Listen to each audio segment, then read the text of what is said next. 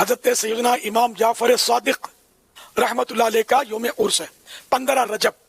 تو اس میں عاشقان صحابہ و اہل بیت خصوصیت کے ساتھ کھیر پوری کی نیاز کرتے ہیں، جس کو کنڈے کی نیاز بھی بولتے ہیں. میری یہ خواہش ہے کہ 15 رجب المرجب 15ویں رات گھر گھر گلی گلی مسجد مسجد کھیر پوری کی نیاز ہو، کیونکہ شیطان ان کاموں سے روکتا ہے.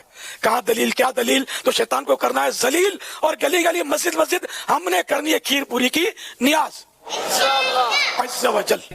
کئی کہانیاں چل رہی ہیں نا، یہ کنڈے بھی ایک کہانی ہے. اور ظاہر ہے جب بھی کوئی کہانی لانچ کرنی ہوتی ہے امت کے اندر کسی بڑی پرسنالٹی کے ساتھ اسے منسوب کیا جاتا ہے. تو یہ کنڈے منسوب کیے ہیں انہوں نے سیدنا امام جعفر بن محمد باقر بن علی بن حسین بن علی علیہم السلام اجمعین، المتوفى 148 ہجری. وہ کہتے ہیں امام جعفر کسی کو خواب میں آئے تھے، انہوں نے بشارت دی تھی کہ جو رجب کے کنڈے کرے گا تو اس کے لیے یہ بشارتیں ہوں گی. یہ تو سٹارٹ ہی خواب سے ہو رہا ہے، اس کا دین کے ساتھ کوئی لینا دینا نہیں، نہ امام جعفر کے ساتھ کوئی لینا دینا ہے. یہ وہ ایک پراپوگنڈا جو شیعہ کے ہاں چلا اور وہ کنڈے چل رہے ہیں. اور سنیوں کے ہاں بھی چونکہ امام جعفر ایک ڈومیننٹ پرسنالٹی ہے، ان کو رسپیکٹ دی جاتی ہے، ہم خود دیتے ہیں. تو چونکہ اب ان کا نام بولا گیا ہے، جس طرح کہ 11ویں کے اوپر شیخ عبد القادر جیلانی کا نام بول دیا جاتا ہے تو وہ 11ویں چلنا شروع ہو گئی ہے. اس طرح سنیوں کے ہاں بھی چلنا شروع ہو گئی.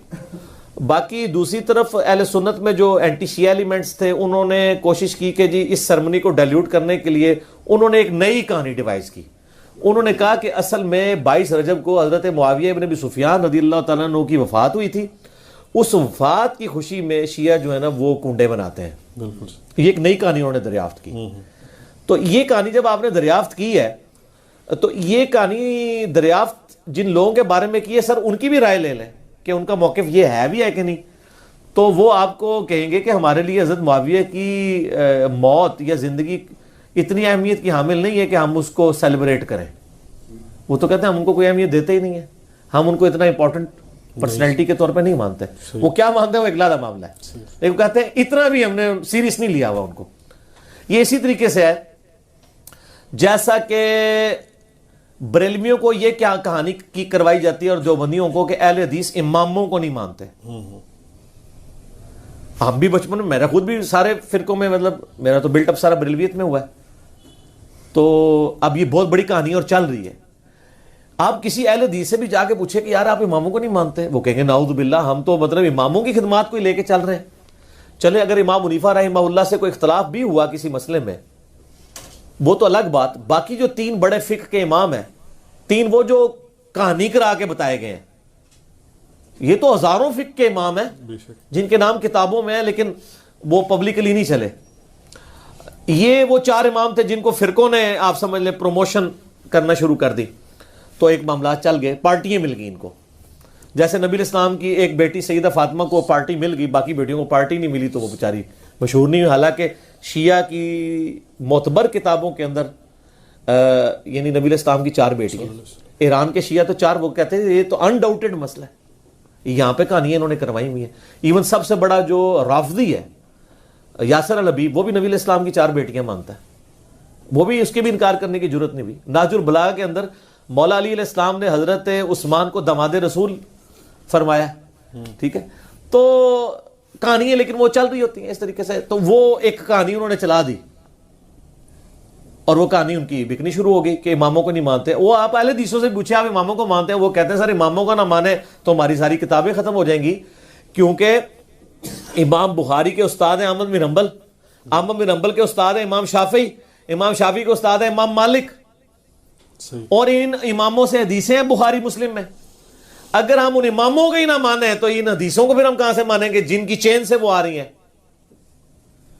وہ پھر آپ کو بتائیں گے کہ ہم اماموں کو بھی مانتے ہیں اور اماموں کی بھی مانتے ہیں. اماموں کو مانتے ہیں کہ ان کی رسپیکٹ کرتے ہیں، اماموں کی مانتے ہیں کہ اماموں نے ہمیں بتایا ہے کہ ہماری کوئی بات بھی کتاب و سنت کے خلاف ہو تو اس کو چھوڑ دو. ہم اماموں کی روایت کردہ احادیث کو مانتے ہیں.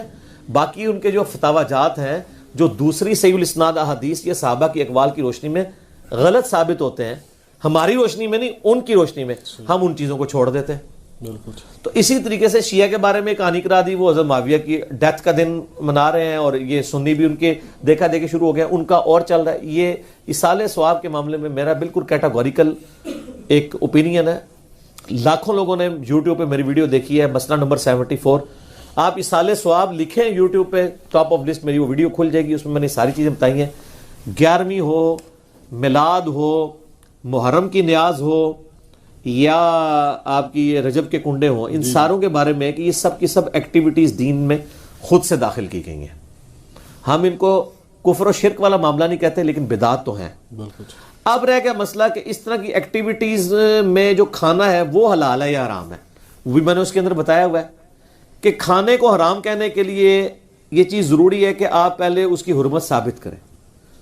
اس میں 2 طریقے ہیں, یا تو وہ چیز جو پکائی جا رہی ہے وہ حرام ہو, کوئی خنزیر بنا دیتا ہے تو حرام ہے, یا چیز تو پاک تھی لیکن اس کے ذبح کے وقت زبر کے ساتھ غیر اللہ کا نام لیا گیا, بالکل, تو وہ پھر بھی حرام ہو جائے گی. تیسرا مسئلہ ہے تقرب والا. تقرب میں اب 2 طرح کے آپشن ہیں. ایک تقرب یہ ہے کہ کوئی شخص یہ کہتا ہے کہ میں فلاں بزرگ کے اصالے ثواب کے لیے کر رہا ہوں, حضرت حسین علیہ السلام کو ثواب پہنچے, ایک میری طرف سے ہدیہ, تو اس کے معاملے میں بھی ایسا کوئی سختی والا معاملہ نہیں ہے. لیکن اگر کوئی تقرب یہ کر رہا ہے کہ یہ صالح ثواب ان کو پہنچے اور وہ میرے مشکل کشا ہے اور اس کے بدلے میں یہ میری مصیبت حل کر دیں گے, تو وہ تو نیاز کے بغیر ہی عقیدہ شرکی ہے. نیاز تو سائڈ پہ رہ گئی, عقیدہ ہی غلط ہے. بالکل ٹھیک ہے نا. تو ہمارا تو موقف یہ ہے کہ ہمارے پاس کوئی اس طرح کی کھانے پینے کی چیز لے آتا ہے, ہم اس سے پہلے پوچھتے ہیں کس کے نام کی ہے. اگر وہ کہتا ہے اللہ کے نام کی ہے تو بسم اللہ پڑھ کے کھا لیں.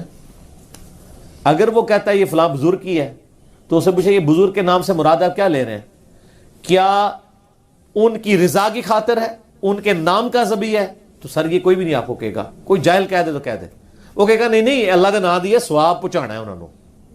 اچھا جی, پھر زیادہ فہم نکالنا ہے تو آپ پوچھ لیں کہ ثواب پہنچا کے کڈنا کہ جے وچوں جے تسی واقعی کھانا نہیں کھانا تے, جے کھانا کھانا تے ایتھے تک ہی سوال رکھو, زیادہ غلوف نہ کریں آپ کیونکہ غلوف کریں گے نا تو معاملات بگڑیں گے. اور یہ میں آپ کو اپنی طرف سے نہیں بتا رہا. صحیح بخاری میں سیدہ عائشہ نے نبی علیہ السلام سے پوچھا یا رسول اللہ علیہ وسلم یہ کچھ نیو مسلم ہے, ہمیں نہیں پتا انہوں نے ذبیحہ صحیح کیا یا نہیں کیا, تو یہ جب کوئی اس طرح کی گفٹ لے کے آتے ہیں ہم کیا کریں؟ آپ فرمایا بسم اللہ پڑھ کے کھا لیا کرو. اللہ اکبر.